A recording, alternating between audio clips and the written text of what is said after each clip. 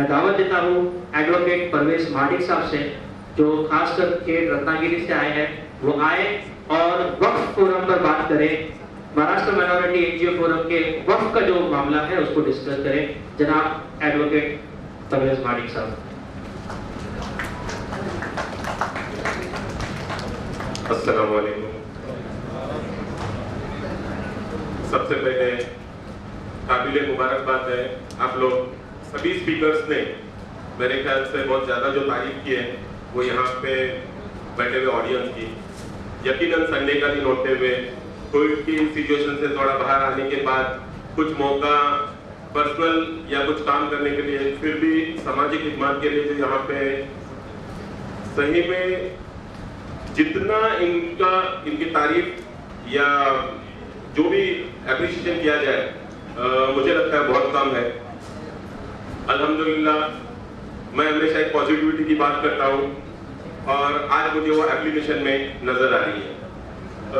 यहाँ पे बैठे हुए हर एक के हाथ में जो MMLF का ब्राउचर है, उसमें जो 15 हमारे जो जाकिर भाई शिकलकर का जो प्रोजेक्ट है कि 15 पॉइंट प्रोग्राम MMLF यानी क्या करे, विजन और मिशन पे कैसे चले, उसके 15 पॉइंट्स है, यानी 15 पॉइंट प्रोग्राम जिसे कहा जाता है। तो उसमें का 15 नंबर पॉइंट जो है वर्क डेवलपमेंट फोरम। अब ये वर्क और उससे रिलेटेड अगर बातें आ जाती है तो एक कॉमन सेंटेंस निकल जाता है, वो तो मुतवल्ली देखे और वकील लोग देखे या तो वक्फ बोर्ड देखेगा। हमको उससे कुछ लेना देना तो है नहीं, यानी एक कॉमन लोगों को अगर इस पॉइंट वाइज देखा जाए तो ये पॉइंट नंबर 15 है, यानी लास्ट पॉइंट है।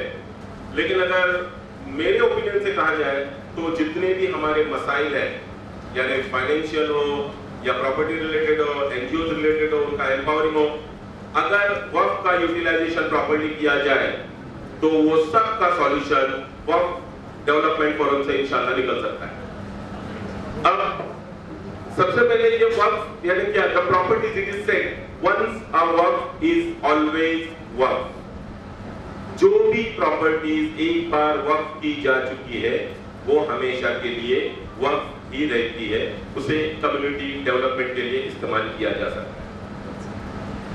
That's it. ये एक मेन प्रिंसिपल बेसिक पॉइंट है। अब होता यह है कि सुबह से जरा हसन भाई और सब लोगों ने जरा बढ़ चढ़ के बताया advocate Parvez Madik work related.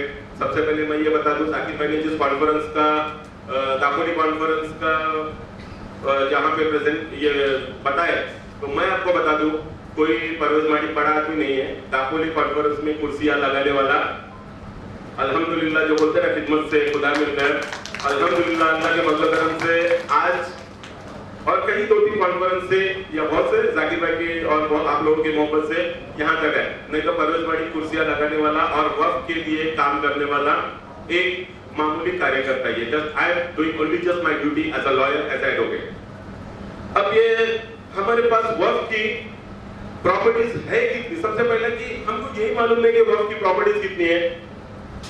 Government of India के रिकॉर्ड के मुताबिक टोटल मुल्क में 1,35,000 औकाफ है, यानी इसका अगर एरिया वाइज किया जाए तो 6 लाख एकड़ जमीन है, 6 लाख एकर्स ऑफ लैंड, ये वर्क की प्रॉपर्टीज है। अच्छा, ये तो इतनी सी है जो रजिस्टर्ड है, स्टिल और कितनी जो प्रॉपर्टीज है वो अनरजिस्टर्ड है। अब लोगों के बारे में एक वक्फ का नाम आते पहले डर लगता है। आजकल प्राइवेटाइजेशन का जमाना है, सॉरी टू से, बहुत से लोग आप जानते होंगे मुझे, तो सब जा रहे हैं। तो वक्फ की प्रॉपर्टीज यानी हम रजिस्टर्ड क्यों करें? रजिस्टर्ड करने के बाद गवर्नमेंट डायरेक्ट ले लेती है, ऐसा ये मिसकंसेप्शन है, ऐसा कुछ भी नहीं है। मैं बहुत ही जिम्मेदारी के साथ यहाँ पे एक बात कहना चाहूंगा। हमारी एक जगह है पर्सनल, मेरी प्रॉपर्टी, मेरा बंगलो या उसका एक ये उसका इयाता है, सर्कमफ्रेंस, 1 इंच भी जगह अगर बाजू वाले ने लिया ना, एक पत्थर या 1 ईंट जरा सी लगी तो सेशन और डिस्ट्रिक्ट कोर्ट को छोड़िए, हाई कोर्ट और सुप्रीम कोर्ट तक लोग जाते हैं। वही हमारे मस्जिद की प्रॉपर्टी, मेरे मस्जिद का कंपाउंड, मेरे गांव का, मेरे मोहल्ले का कब्रिस्तान, अरे कॉर्नर से कोई ले रहा है, वो मुझे क्या करना है? जाएंगे वो, जानेंगे ट्रस्टी जानेंगे। इट्स नॉट, हर एक की जाती जिम्मेदारी है कि हमारे वक्फ के प्रॉपर्टीज की। सबसे पहले मैं बताऊं कि जो इंसान किसी मस्जिद में जाके नमाज भी पढ़ता है तो वो वक्फ प्रॉपर्टीज का इंटरेस्टेड पर्सन कहा जाता है। He is the interested person. ऐसा नहीं कि उसे हक नहीं है। मैं अगर किसी मस्जिद में नमाज पढ़ने जा रहा हूं और वो अगर वक्फ की प्रॉपर्टी है तो I am the interested person in competent any law authority. यानी मैं एप्लीकेशन कर सकता हूं, मैं ऑब्जेक्शन रेज कर सकता हूं, मैं जस्टिस के लिए फाइट कर सकता हूं। I can do this everything because I am the interested person. अब हमें ये बेसिक चीजें समझनी चाहिए कि who is the interested person.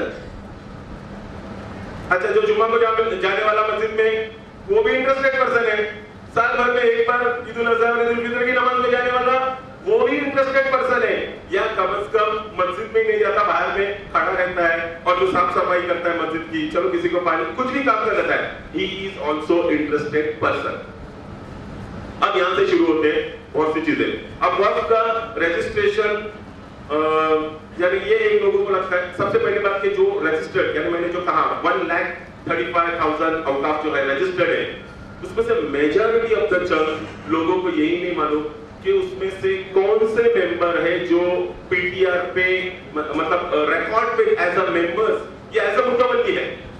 जब वो रिकॉर्ड पे है वही हम किसी भी ऑफिस में या गवर्नमेंट, जब हम who is the interested person और हु कैन अप्लाई, तो वही लोग हैं जो इंटरेस्टेड है, यानी वहां पे ऑन द रिकॉर्ड है। अगर वो ऑन रिकॉर्ड नहीं है तो हमको उन लोगों को पहले रिकॉर्ड में लाना पड़ेगा by the way of change reports. उसके कुछ फॉर्मेलिटीज रहते, कुछ फॉर्म्स रहते, कुछ उनके वर्क के या रेगुलेटिंग कंसर्न अथॉरिटी के फॉर्मेट से वो हमको देने चाहिए। अगर बहुत से लास्ट टाइम गए महीने में औरंगाबाद गया था, बाजू वाले दुकान में रुका तो उसने एक बहुत अजीब बात कही। सर बोले बॉम्बे से एक साहब आए थे, एक मैडम आए थे, 4 दिन तक वो चक्कर लगा रहे, उनको ही नहीं मालूम क्या करना है। 4 दिन तक वो राउंड लगा रहे थे। तो मैंने ऐसे ही चाय पीते होता, भाई साहब मैंने उनको पहले तो बताया नहीं, वकील हूँ, बोला एक सबमिशन के काम से आया हूँ, मैं जा रहा हूँ। नहीं भाई साहब आपका कुछ काम नहीं होगा। तो उसने मुझे चैलेंज किया कि काम नहीं होगा आपका, क्योंकि मैंने देखा मेरी दुकान के सामने लोग 4-4 दिन राउंड मारते। मैंने कहा भाई साहब आप इत्मीनान रखिए, मैं 20 मिनट में सबमिशन करके वापस आता हूँ। घड़ी के अभी एज अ टीचिंग फील्ड में रह चुका हूँ तो पंक्चुअलिटी तो पहले से और वकील तो अभी और ज्यादा। तो टाइम लिमिट के साथ मैं 20 मिनट के आगे उसको बताया भाई साहब मैं सबमिशन करके आया, ये मेरी फाइल है।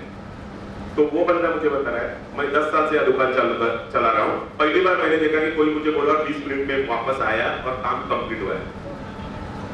उसकी बात उसकी जगह सही थी, मेरी बात अपनी जगह सही थी। अब प्रॉब्लम यह है कि हम कुछ फॉर्मेलिटीज इस्तेमाल करते ही नहीं है, we don't know what to do. जैसे हमको नॉलेज ही नहीं है। अच्छा, इस चीज में जरूर वहां पे लॉयर्स की, एडवोकेट्स की जरूरत पड़ती है। अब ये दूसरी चीज है, लोगों के एडवोकेट्स के खिलाफ कंप्लेंट बहुत ज्यादा है, नहीं ये नहीं करते, वो नहीं करते, काम नहीं करते। लेकिन हम ये कितना देखते कि कितने लोग प्रोफेशनली इस काम के लिए एडवोकेट्स को अप्रोच करते हैं। सर फॉर्मेट किस तरह है, चलो इसका पर्टिकुलर इसकी ड्राफ्टिंग किस तरह है। ये तो बात सब मानते हैं कि एक लॉयर की ड्राफ्टिंग में और एक कॉमन पर्सन की ड्राफ्टिंग में फर्क तो बहुत सारा है। अब रहा सवाल जब मैं रजिस्ट्रेशन की बात करूं, registration is a very simple process. आपको एक फॉर्म लेना है, अभी भी जो अनरजिस्टर्ड प्रॉपर्टीज है उनको रजिस्टर्ड करने के फॉर्म है। आपको उसकी फिर उसका नॉर्थ में साउथ में कितने ये सब चीजें उसमें डिटेल फॉर्मेलिटीज वो सब करके जब आप वो फॉर्म सबमिट करते हैं तो आपको सर्टिफिकेट ऑफ इनकॉर्पोरेशन, रजिस्ट्रेशन का एक सर्टिफिकेट आता है, ओके, MCWA के नाम से, वो जो आपका सीरियल नंबर वगैरह। तो बहुत से इसमें से भी मैं बात बता रहा हूं, बहुत से लोग समझते हैं हमने फॉर्म भर दिया, हम वक्त में रजिस्टर्ड हो गए। बाबा आप लोग रजिस्टर्ड नहीं हुए, आपको सिर्फ सर्टिफिकेट मिला, this is the half process. आपकी कमिटी जो आपकी बॉडी है वो आपको स्कीम फॉर्मेट के तहत आपको आपका एक अपना स्कीम फॉर्मेट बनाना है, वो बॉडी देनी है, बॉडी के नॉमिनेट मेंबर जैसे who is the chairperson, who is the secretary, who is the treasurer, whatsoever, तो वो एक स्कीम फॉर्मेट बना के आपको वक्त में सबमिट कराना है। वहां से पब्लिक नोटिस की लेटर इशू होगी, उसके बाद आपको वो 2 न्यूज़पेपर में देख के वो कमिटी फाइनलाइज करके वो पीटीआर पे उनके आनी चाहिए। Then only your process of registration is complete.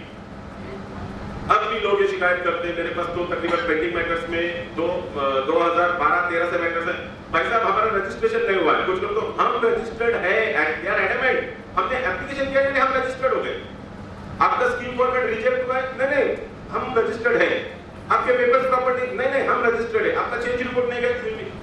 3 terms के लोगों के अभी नॉर्मली नॉर्म्स के मुताबिक after 5 years there is a change report. 3 terms के लोगों के चेंज रिपोर्ट नहीं है। तो ये हुए कुछ टेक्निकल इश्यूज, बहुत से उसके रिलेटेड केस लॉस भी है वहाँ, लेकिन उसकी जरूरत कब पड़ेगी? जब हम ओरिजिनली डॉक्यूमेंटेशन में जाएंगे। सबसे पहले जो एलिगेशंस लोगों के लगते हैं, मैं I always talks on the facts, जो मैं पेपर वाइज बात कर रहा हूँ, एलिगेशन जो लगते हैं वो सिर्फ ओरली लगते हैं, या जिसके जिसके अपने एक्सपीरियंस है। जैसे मैं वहां गया 4 दिन काम नहीं हुआ, मैं गया 5 दिन काम नहीं हुआ, लेकिन क्या लोगों के ये एनालिसिस है कि 4 दिन 5 दिन काम क्यों नहीं हुआ? क्या हमारे मीटिंग्स के प्रोसीडिंग्स हैं? हमारे सबसे पहले वहां पे आप जब स्कीम फॉर्मेट दाखिल करते तो उस फाइल के अंदर आपके मीटिंग का नोटिस होना भी बहुत जरूरी है। आपने वो मीटिंग का नोटिस दिए कि नहीं, सब मेंबर्स के उसके ऊपर साइन है कि नहीं, and then your meeting proceeding, कि वो मीटिंग कब हुई, कैसे हुई। या फिर जो मेंबर्स जो इंतकाल हो चुके हैं उनके डेथ सर्टिफिकेट की कॉपी, या फिर जो रेजिग्नेशन दे रहे हैं उनके रेजिग्नेशन लेटर्स, या उनका एनओसी चाहिए कि we are not interested to work in this institution. अभी इतने डॉक्यूमेंट के साथ हम ये कोशिश कर रहे हैं कि वक्त डेवलपमेंट फोरम ये सभी रजिस्ट्रेशन प्रोसेस को लेकर, अच्छा ये ऐसा नहीं कि इसके लिए सब वकील बताए और आप वक्त एक्ट ऑफ 1995 और वक्त अमेंडमेंट एक्ट ऑफ 2013, ये दोनों भी एक्ट एकदम क्लियर है। कोई भी इसको ये वक्त अमेंडमेंट उसकी gadget copy of the act, कोई भी इसे क्लियरली इसके कोई भी सेक्शन पढ़ सकता है। हाँ, जरूरत आपको वकीलों की लगेगी, जहां पे डिफिकल्टी आप वो लीजिए, यू कैन टेक हेल्प। अब हमारा थोड़ा सा एक सॉरी टू से बीइंग अ प्रोफेशनल, वो मेरी तरफ भी पॉइंट सभी चीजें कि आपकी तरफ नहीं भी गलत है। बहुत ज्यादा ये देखने में आता है कि वकील वक्त के काम करने रेडी नहीं होते, क्योंकि इसमें अच्छा खासा पैसा नहीं है ना, इट इज अ फैक्ट। और सॉरी टू से वापस मैं आप लोगों की तरफ आता, लोगों को भी ये लगता है काम करने हमारे मस्जिद के प्रॉपर्टी के, लेकिन फुकट में हो गए वकील साहब, तो देखो ना जरा सा,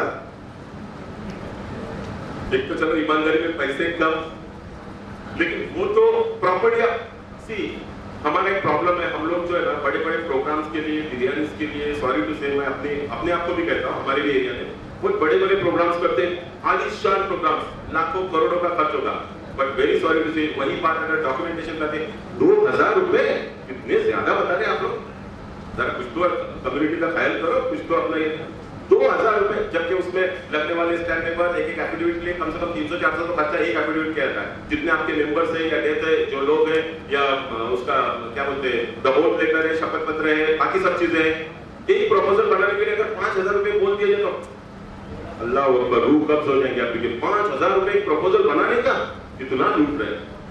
वेरी सॉरी टू से डॉक्यूमेंटेशन करने के लिए जहां हमको सी प्रॉपर्टीज एकड़ में हमारे हैं, क्या हम उसके लिए 4000 जो रिक्विजिट 5000 या 10,000 जो भी रिक्विजिट अमाउंट है, जो भी डॉक्यूमेंटेशन के लिए, क्या हम वो सब चीजें हम नहीं कर सकते? सी जो इंपॉर्टेंट चीजें वहां पे हम अल्लाह के भरोसे बैठ जाते हैं कि नहीं ये चीजें ऑटोमेटिकली हो जाएगी, कोई नहीं। और मैं बहुत कम देखा हूं कि जो मुतवल्लिस वगैरह उसमें से एक्टिव भी बहुत कम होते हैं। मैं ये नहीं कहूंगा कि सभी एक्टिव होना चाहिए, नहीं, किसी भी एनजीओ में सभी लोग एक्टिव नहीं होते, कुछ 2-4 ही लोग एक्टिव होते हैं, उनकी जिम्मेदारी थोड़ी बढ़ जाती है। सिर्फ इस स्टेज से मैं यहाँ से जो जिम्मेदारी जाकिर भाई ने मुझ पे दी है कि वक्त डेवलपमेंट फोरम, अल्हम्दुलिल्लाह मैं कोशिश ये करता हूँ कि रोजाना 4 से 6 बजे तक I am very open for the discussion. I always मैं कॉल अटेंड करता हूँ, पूरे महाराष्ट्र भर से लोगों के जो प्रॉब्लम्स है वो भी सुनता हूँ, और जितनी मेरी इस्तेदाद है इस जो मैटर्स में हेल्प करने की वो मैं खुद करता हूँ। और यहाँ जो काउंसिल के और वक्त के रिलेटेड जो जिम्मेदार बैठे हुए, सर एक रिक्वेस्ट करना चाहूंगा कि हमारा हेड ऑफिस जो है वो औरंगाबाद और सॉरी जो डिविजनल ऑफिसेस है वो बनाए तो गए, लेकिन सर जैसे कि मुंबई का ऑफिस है या कहीं भी डिविजनल पुणे के ऑफिसेस है, सॉरी टू से वहां से सर काम नहीं होते। यानी हर एक काम के लिए, अभी मैं प्रॉपर कोकण से हूँ, खेड़ से औरंगाबाद 13 घंटे सिर्फ ट्रैवल करना पड़ता है, तब जाके एक प्रपोजल वहां पे, इसके पीछे की मेहनत है बता 13 hours straight away travelling then submission of this. तो it's a kind of few motto है, यानी वो जो रजिस्टर्ड करना चाहिए वो रजिस्टर्ड होना ही चाहिए। अब हमारे बहुत से प्रॉब्लम है कि कुछ संस्थाएं जैसे चैरिटेबल ट्रस्ट में रजिस्टर्ड हो चुकी है। अब 2005 का जब वक्फ एक्ट आया तब सुमोटो जितने भी यहाँ पे चैरिटेबल कमिश्नर में जो रजिस्टर्ड प्रॉपर्टीज थे मुस्लिम जो बी कैटेगरी में, वो सब के सब ट्रांसफर हुए वक्फ बोर्ड में। अब वक्फ बोर्ड के रिलेटेड जितने भी, अब उसमें से कुछ रजिस्टर्ड हो चुके, कुछ अनरजिस्टर्ड रह गए। अब जो रजिस्टर्ड है अल्हम्दुलिल्लाह इट्स ओके, लेकिन जो रजिस्टर्ड नहीं है उनका फॉलोअप करना, वो कहाँ है उनके डॉक्यूमेंट ढूंढना। अक्सर ये देखा जाता है कि चैरिटेबल कमिश्नर वाले बोलते हैं हमने वहां भेजा, वक्फ डिपार्टमेंट वाले बोलते हैं हमारे पास कुछ पहुंचा नहीं है। अब हम जाके, मैंने तकरीबन, मैं रत्नागिरी डिस्ट्रिक्ट की बात करता हूँ, 300 की लिस्ट निकाला हूँ। 300 वक्फ इंस्टीट्यूशन ऐसे हैं जो रत्नागिरी डिस्ट्रिक्ट से भेजे गए औरंगाबाद हेड ऑफिस में। उसमें से कुछ के वेराबाउट मिले, कुछ के हमने नंबर्स, सबमिशन नंबर्स या उनके जो आउटवर्ड इनवर्ड नंबर्स है वो निकाल के, लेकिन फिर भी it's a big figure, huge figure 300। तो उसमें अगर आप लोगों की हेल्प होगी, मैं पर्सनली अपने तौर पे जितना हो सके ये पूरे इसमें काम करने को रेडी हूँ और मैं अल्हम्दुलिल्लाह करता भी हूँ। तो जिसको जो भी प्रॉब्लम रहेंगे वो हमारे फोरम के जरिए, और हमारी ये कोशिश चालू है कि महाराष्ट्र माइनॉरिटी एनजीओ की तरफ से एक district wise one sitting place हो जहां पे तमाम डिस्ट्रिक्ट के प्रॉब्लम्स वहीं पे सॉल्व हो सके। अब हो सकता है इसमें कुछ वक्त लगे, अगर इसमें वक्त लगने भी वाला है तब तक हम थोड़ी सी रिक्वेस्ट है कि हम बाय फोन से कांटेक्ट से काम चला लें। रहा सवाल जितना डॉक्यूमेंटली काम करना है, तो अब वकील होने की वजह से तो मुझे डॉक्यूमेंटेशन में बहुत सारे मसाइल आते हैं। मुझे लोगों के हालात देख के वेरी सॉरी टू से अभी तक लोगों के आधार कार्ड अपडेट नहीं, और उससे वर्स्ट कंडीशन बहुत से लोगों के अभी तक आधार कार्ड भी नहीं है, पैन कार्ड भी नहीं है। अब किसी भी ट्रस्ट को या एनजीओ को, सोसाइटी को रजिस्टर्ड करने में एवरी मेंबर हैज टू, उसका खुद का एक they should bear Aadhaar card and PAN card compulsory. उसके बिना तो आप पोर्टल पे कहीं पे विजिबल ही नहीं होते। You need to have your own Aadhaar card and own PAN card. अब जब किसी एनजीओ के लिए हमारी ये हालत है, तो बाकी इतनी बड़ी जमीन, अब एक जमीन से रिलेटेड बात आई तो कुछ टेक्निकल इश्यूज ऐसे आ जाते हैं। हमारी जमात का है तो फिर 7/12 यानी म्यूटेशन एंट्रीज, उसके एक्सट्रैक्ट, ये सब चीजें हमको वहां के कंसर्न तहसीलदार है, अगर वहां से तालुका लेवल पे काम होते तो ठीक है, नहीं तो फिर डिस्ट्रिक्ट लेवल पे कलेक्टर के पास हमको जाना है, हमारे डेलीगेशन जाना है, जो हमारे प्रॉपर्टीज है उनके नाम को प्रॉपर 2-3 तो सर ऐसे मसले सामने आए कि प्रॉपर्टी कार्ड में उनकी एक फिगर है, जमीन की एक ये है, और जो मेन म्यूटेशन एंट्रीज है जो 7/12 पे उसके एरर्स बताए। This is the complete failure of city survey department which yes उनका पूरा नाम लिखा हुआ है, बट अब ये एक माइन्यूट यानी कितने प्रॉब्लम्स है, जितनी चीजें कवर करनी थी मुझे 20 मिनट का वक्त दिया गया था, अल्हम्दुलिल्लाह मुझे ऐसा लगता नहीं कि कवर हो पाएगी, क्योंकि बोलते ना प्रॉब्लम इतने हैं कि क्या करें, और लेकिन कम से कम इतना है तो काम हम राइट डायरेक्शन से शुरू तो करें। फिर तो मेरी आप लोगों से एक रिक्वेस्ट है कि जितना हो सके, जहां भी हो सके, वक्त के प्रॉपर्टीज की आप लोग हिफाजत करें, उसमें आप लोग पॉइंटर बने, उसके वो प्रॉपर्टीज बचाने में आप पॉइंटर रहे। जज़ाकल्लाह खैर। और मुझे यहाँ पे क्योंकि Mumbai is a dream city, और बोलते हैं ना कल्याण जैसी जगह में आके स्टेज शेयर करना बोलना मेरे लिए तो काफी, क्योंकि अक्सर लगता है हम लोग एक मिसकंसेप्शन, कहाँ से है तो गांव से आए हुए को कभी भी यहाँ देना। अल्हम्दुलिल्लाह मैं एमएमएल का और खास तौर से एमएमएल की पूरी टीम, पूरा थिंक टैंक, खास तौर से जाकिर बाशिकंदर का, और यहाँ पे जितने स्पॉन्सर्स ऑर्गेनाइजर्स हैं जिन्होंने ये बेहतरीन प्रोग्राम अरेंज किए और मुझे यहाँ बोलने का मौका दिया, उसके लिए मैं सबका शुक्रिया अदा करता हूँ। जज़ाकल्लाह।